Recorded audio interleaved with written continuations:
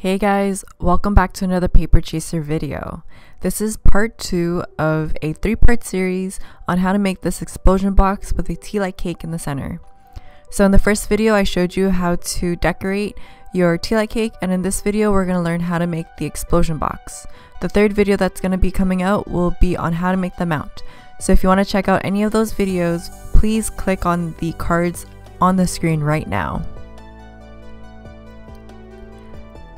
I am offering this template in an SVG and PDF format, but for this video I will be showing you how to make it from scratch with the measurements. So we're going to start with the box base. We are going to take an 8.5 by 11 piece of cardstock and cut it down to 8.25 inches on all sides. Then grab your scoreboard and we are going to score at 2 3/4 and then again at 5.5.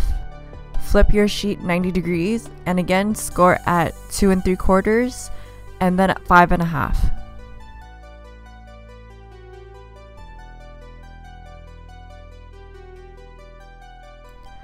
We will then fold the cardstock along all of the score lines before cutting. So how we will be cutting this is just on both sides of the score line. So choose one side and cut towards the center. Then flip it 90 degrees and do the same thing to the other side. Continue this all the way around the cardstock. This is a little different from the original explosion box template that I had released a couple years back. Instead of cutting the corner squares off, we're going to keep them so that it reinforces the box panel. Once you have that all cut, this is what you should have. Grab your cutting mat and your cork backed ruler and an x-acto knife, and we're just going to cut off any excess paper that is overhanging the panel. Now grab your glue and we're just going to add that to where the red lines are indicating here. Of course, you can cover this whole entire square panel with glue and glue that down to reinforce it. However, I wanted to add the glue just on the borders so that there is an option to add a piece of paper into this little pocket that we're creating. So we're going to repeat this to all 4 sides, and once we're finished that, we're just going to decorate it with a sheet of colored paper that is cut down to 2.5 by 2.5 inches.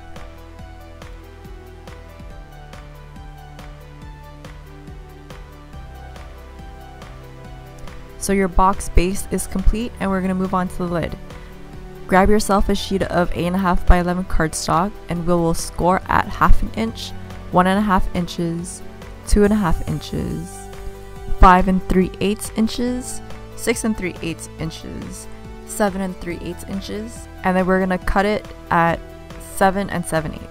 Then flip your cardstock 90 degrees and repeat the same measurements. Once you have everything scored, we're just going to fold the lid up. So we're going to count 3 score lines in and fold it forward, and then fold the second score line in, and then leave that folded and fold over that 1/2 inch overhang there. Repeat this to all 4 sides. So once we have that scored, we're just going to cut the lid down. So this is going to be a little bit difficult. However, I am offering the PDF and SVG file, so you can purchase that and create it very simply. I will be offering a cut template on my website, so if you'd like to check that out, go to paperchaser.to and it will be there for you.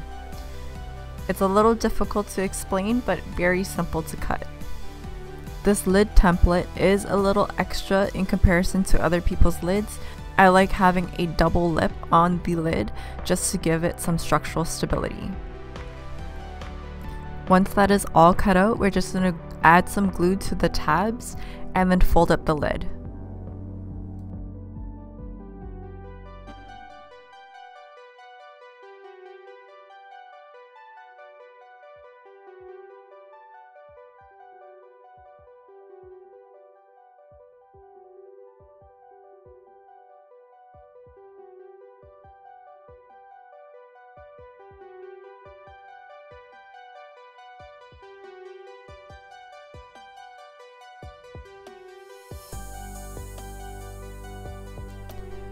So this is where the double lip of the lid is shown. We're just going to fold that over into the center of the lid.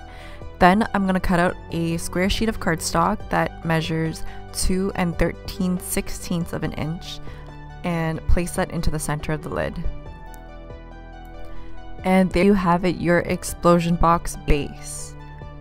Remember, if you'd like to check out the other parts of this 3-part series, the links will be in the description box down below. Thank you again for checking out another Paper Chaser video. Until next time, happy crafting!